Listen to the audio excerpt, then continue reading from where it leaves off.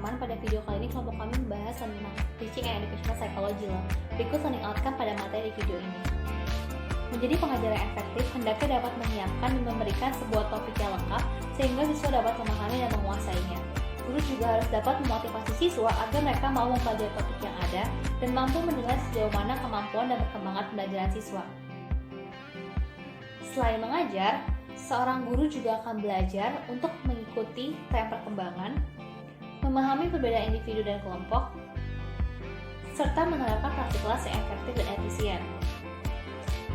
Pengetahuan tentang belajar mengajar harus berasal dari sumber informasi yang lebih objektif, yaitu berasal dari suatu riset yang sistematis dan bukan hanya sekedar dari akal sehat ataupun logika.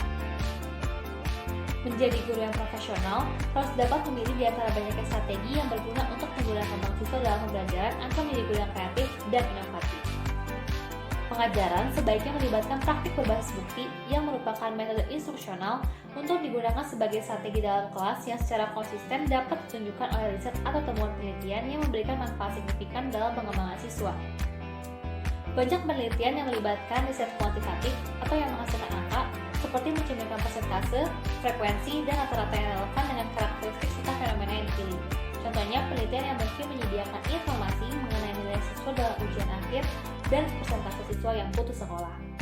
Pada riset kualitatif atau data non-numerik, seperti laporan lisan, dokumen tertulis, dan gambar yang memuat banyak aspek. Contohnya seperti pada video. Yang pertama, kami akan membahas mengenai penelitian kualitatif. Jenis yang pertama adalah deskriptif, yang menggambarkan situasi dan mampu menyediakan informasi mengenai seberapa sering peristiwa atau perilaku terjadi yang memungkinkan untuk menarik kesimpulan.